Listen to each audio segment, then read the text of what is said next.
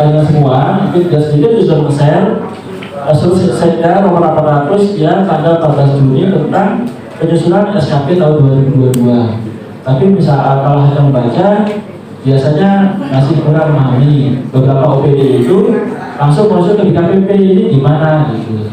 Sehingga sudah dijelaskan sudah memahami. Selanjutnya kedua, SKP itu mulai tahun 2022 ini wajib bagi PNS dan P3K. Kalau sebelumnya hanya PNS saja, 2021 ke bawah itu hanya PNS.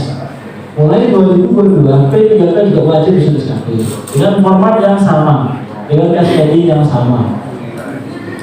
Kemudian yang ketiga, SKP biasanya disebutkan ini paling ini. Kapan sih tanggalnya? Nah, itu. Oh, ini tanggal ini. Iya itu. Banyak pendapat katanya begini, katanya begitu tanggalnya. Tanggal SKP itu Pak Ibu paling cepat SKP itu dinilai paling cepat akhir Desember. Paling cepat kalau akhir Desember berarti hari ini tanggal 30 Desember paling cepat. 30. Tanggal 29 tidak boleh nilai SKP. 31 ya, 31 Ibu ya, nggak salah. Oh. Hari kerja di Desember, oh ya, saya lupa kan Sabtu masuk. Hari tanggal 30 itu Jumat, 31 Sabtu ya. Kalau pendidikan mungkin bagi yang Bapak Ibu guru 31 Desember itu paling cepat dinilai SKP. 31 Desember 2022. Paling lambatnya kapan? Akhir Januari tahun berikutnya. Jadi mau kasih tanggal berapa? Silahkan. Sasaran kinerjanya dibuat di awal Januari. Kemudian paling lambatnya akhir Januari tanggalnya. Berarti di hari kerja. Jadi selama bulan Januari itu, Bapak Ibu silakan menyusul target sasaran. Nah, ini hanya bagaimana perubahan kebijakan dari PP 10 tahun 52 sampai ke Permenpan 6 tahun 2022. Nanti bisa dibaca-baca. Next. Nah, secara esensi Bapak Ibu, Permenpan 6 ini sama dengan Permenpan 8 yang sulit kemarin. Kemarin hanya formnya yang sulit. Nah, sekarang disederhanakan ke lebih mudah formnya. Tapi secara esensi sebenarnya sama. Dari mana SKP kita hari ini? Dari cascading atasan langsung. Jadi tidak dari mana-mana. Kalau dulu kepala kita apa dan sebagainya, tidak nyambung. Nah sekarang ini harus cascading. Nah, SKP itu awalnya dari RPJMD Kabupaten. Di RPJMD itu ada amanah Dinas Pendidikan harus mewujudkan indeks pendidikan sebesar sekian, ada targetnya per tahun.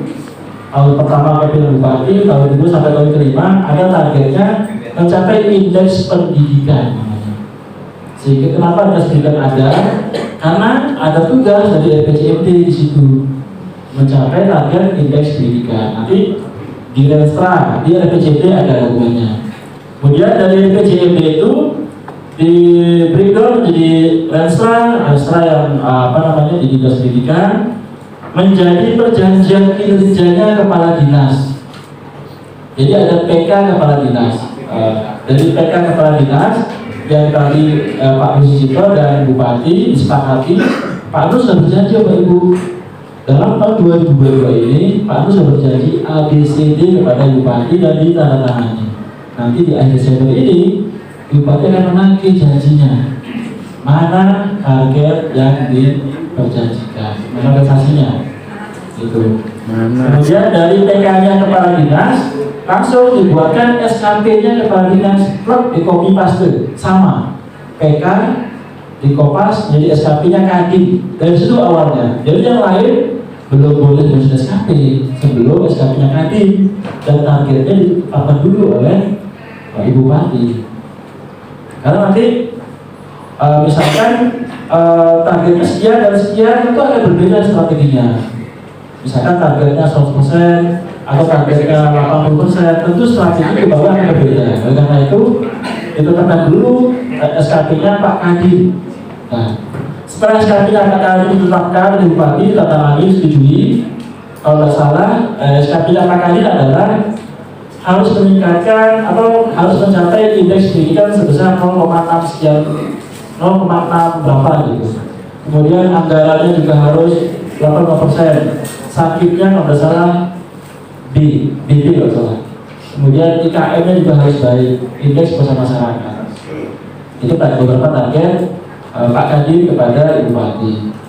Nah, setelah mendapatkan target tersebut, Pak Kadin akan berdialog kinerja dengan Sekdi dan Kabid yang ada. Ini target kita di delivery penugasannya Kabid dan Sekretaris. Seperti itu. Kemudian dari SKP-nya Pak Kadin, bagaimana dengan Bapak Ibu di PT atau kepala sekolah? Jadi kalau sistem di sekolahan, dari SKP-nya Pak Kadin dan pohon kinerja namanya, ada pohon kinerja. Jadi pohon kinerja itu muncul dari dinas pendidikan. Pohon kinerja itu adalah gambaran umum bagaimana dinas pendidikan. Jadi untuk mencapai indeks pendidikan, maka dibagi menjadi beberapa program, beberapa kegiatan di situ. Itu ada pohon kinerja. Nah, dari pohon kinerja itu dan gambaran umum SKP-nya Pak Kadin, nanti akan dibuatkan perjanjian kinerja buat kepala sekolah SMP, kepala sekolah SD, TK, maupun kalau pendidik pengawas bisa dibuatkan PK, bisa tidak, karena pendidik pengawas nanti mungkin cascading dari Kabid mungkin.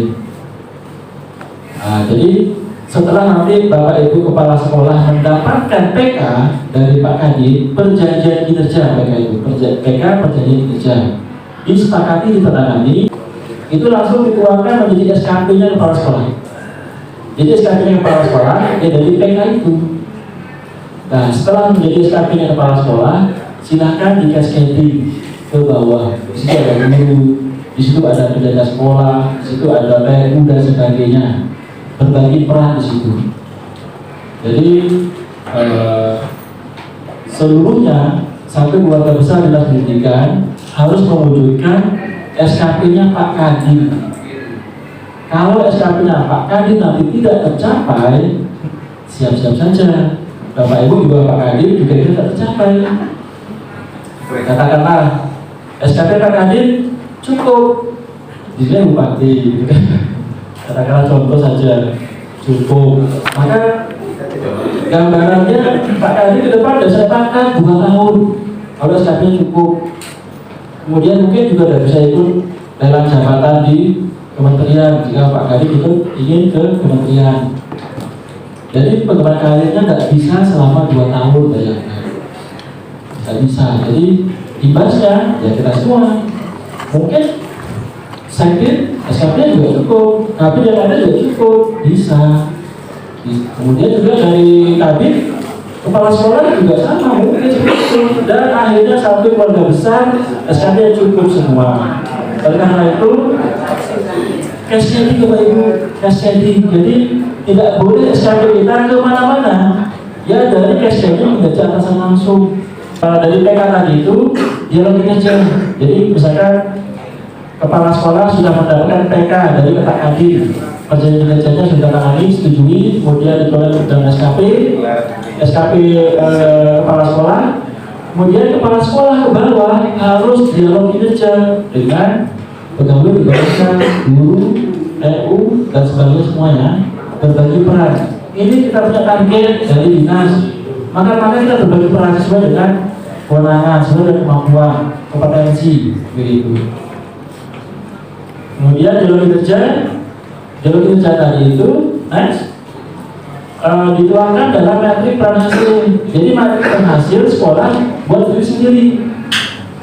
Jadi silakan Bapak Ibu kepala sekolah nanti membuat metrik peran hasilnya dan disampaikan ke dinas biar cascading, nanti akan dicek oleh dinas cascading dan gitu. Jadi dari jalur kinerja tadi, si A harus apa, si B harus apa, target-target itu dituangkan dalam metrik peran hasil, karena dari metrik peran hasil inilah nanti akan menjadi SKP Bapak Ibu semua. Kalau SKP-nya Pak Kepala Sekolah dari PK, PK menjadi SKP, di Kopas ada di PEK itu sama, antara PK sama SKP-nya sama untuk kepala sekolah. Kemudian dari kepala sekolah, dalam kinerja, kesepakatannya dituangkan dalam metrik ini, metrik hasil berbagi peran di situ, mencapai target. Pastikan semuanya ada perannya di sekolah tersebut. Jika tidak ada peran, maka tidak kebagian SKP. Itu. Jadi pastikan semuanya ada kontribusinya bagi sekolah. Entah laporan apa, dokumen apa, dan monggo. Pastikan ada nama kita di metrik penghasil diri kerja kita. Dari metrik penghasil ini, next aja, dituangkan ke SKP. Ini nomor SKP-nya. Jadi nanti dari metrik penghasil tuangkan ke SKP-nya. Ada rencana kerja atasan, ada rencana kerja kita sesuai yang disepakati tadi di metriknya, kemudian aspek indikator target juga disepakati di metrik penghasil. Kita nanti bisa dibaca di bahan ini. Next dulu. Nah, jadi Bapak Ibu, kemarin Bapak Ibu sudah menyusun metrik penghasil. Mungkin sampai mungkin ya, karena kemarin PDP. Kalau sekolah saya tidak tahu, tapi wajib disusun metrik penghasil itu menjadi SKP. Jadi untuk SKP tadi itu, jika tidak ada metriknya, SKP Bapak Ibu akan kemana-mana. Pasti akan kemana-mana, tidak mencapai tujuan organisasi. Padahal jika SKP-nya Pak Kadi tidak tercapai, ya ini strategi ya. SKP Pak Kadi tidak tercapai, maka SKP cukup. Satu warga besar dan signifikan, SKP cukup semua. Dapatnya, walaupun Bapak Ibu dupaknya memenuhi, masa bisa pangkat? Gitu. Jadi ada dua penilaian. SKP kita harus baik, kontribusi kita kepada organisasi, dupak kita juga harus cukup dokumen haknya. Jadi dua tadi itu. Jadi di SKP jangan sampai butuh kegiatan masuk, karena disitu SKD kinerja organisasi. Dan di sisi yang lain, Bapak Ibu juga harus mengumpulkan PAN untuk bisa naik pangkat. SKP itu dilihat dulu capaian kinerja organisasi keseluruhan. Capaian kinerja organisasinya dinas pendidikan. Nanti akan dilihat berapa capaian kinerja organisasi dinas pendidikan. Nanti akan berpengaruh terhadap SKP Bapak Ibu semua. Ini kuadran untuk menilai kinerja. Jadi SKP hari ini hanya pakai ini saja Bapak Ibu, tidak pakai rumus, tidak ada angka di situ. Baik-baik saja. Hanya ini saja dipilih. Jadi SKP-nya coret-coret jadi SKP. Ini dia prosesnya. Ya, gitu. Secara seleksinya sama, cuma cara menilainya hari ini mudah, sangat mudah. Tapi walaupun mudah cara menilainya, tetap saja sama. Maksudnya tetap saja jika Bapak Ibu SKP cukup, ya sama saja, tidak bisa ditangkap. Walaupun caranya mudah, cuma tetap saja jika SKP cukup, sama saja. Walaupun dupaknya juga sudah penuhi, tidak bisa ditangkap 2 tahun ke depan. Ya, karena pangkat itu mencatatkan SKP 2 tahun terakhir. Jadi gini, ada SKP atau hasil kerja, ada perilaku kerja. Bisa kelihatan ya di belakang ya? Ya. Jika hasil kerjanya dinilai di atas ekspektasi, ini subjektif pimpinan. Jika Bapak Ibu dinilai hasil kerja di atas ekspektasi, kemudian perilaku kerja yang bawah, perilaku kerjanya di atas ekspektasi, istimewa, sangat baik. Sangat baik. Mungkin istilah apa? Ini di atas ekspektasi, di atas ekspektasi juga, maka ditarik garis. Ini SKP-nya sangat baik. Jika Bapak Ibu hasil kerjanya sesuai ekspektasi, perilaku sesuai ekspektasi, baik. SKP-nya ini baik. Jika Bapak Ibu hasil kerjanya di bawah ekspektasi, perilakunya di atas ekspektasi, karena rajin, misalkan nggak pernah bolos dan sebagainya, menjadi teladan, perilakunya di atas ekspektasi, tetap saja SKP-nya butuh perbaikan. Di bawah kategori baik, menilainya hanya itu.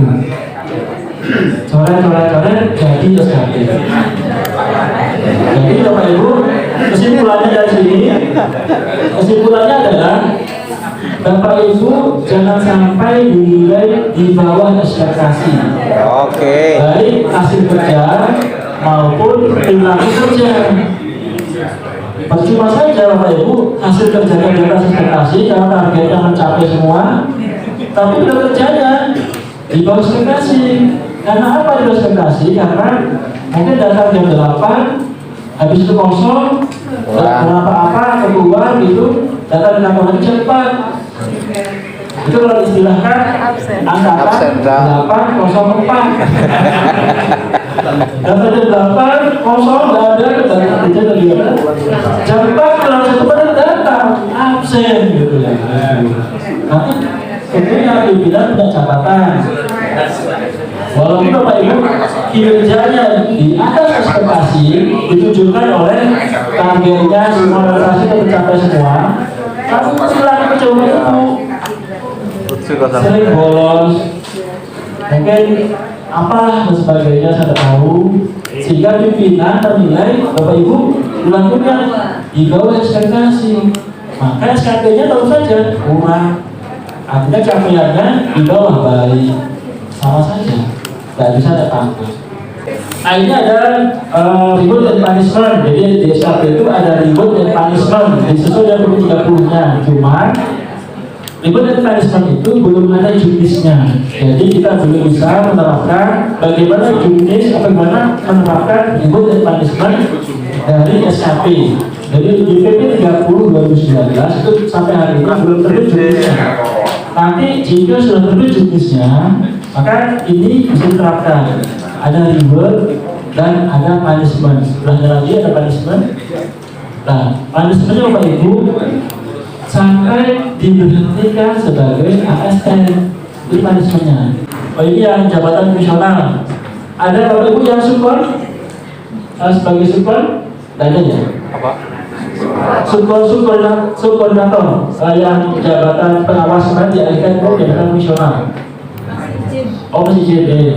Ini sebenarnya penjelasannya buat teman-teman yang kalau Bapak Ibu sudah lama sebagai jabatan fungsional, untuk yang pangkat, Bapak Ibu harus menyusul atau harus diurus dulu SK Jafungnya. Jadi harus terbit dulu SK Jafung, baru Bapak Ibu bisa mengusulkan KP. Mungkin dalam waktu dekat BKPP akan memberikan surat kepada OPD yang sudah diusul dalam perangkat April kemarin atau April 2023. Bagi yang tidak memenuhi syarat akan di TNS. Ada suratnya. Surat dinas pendidikan nanti ini informasinya ya guru, ya pengawas, pemilik, atau mungkin ada kebijakan yang ada yang super memang dialihkan ke fungsional, atau ada namanya anak Widya Praja, butuh berapa mudah magiannya. Nanti dari situ akan kita usulkan ke Kementerian Pendidikan. Misalkan Pak Bojonegoro mengusulkan 5 untuk ahli utama katakanlah. Tapi setelah kita usulkan muncul rekomendasi ternyata Bojonegoro tidak perlu ahli utama. Rekom itu yang kita pakai untuk manajemen SDM di Bojonegoro. Jadi ahli utamanya 0. Ahli madanya mungkin bisa ribuan gitu. Mungkin mudah dan sebagainya. Ya jadi tergantung informasi. Nanti teman-teman di dinas pendidikan itu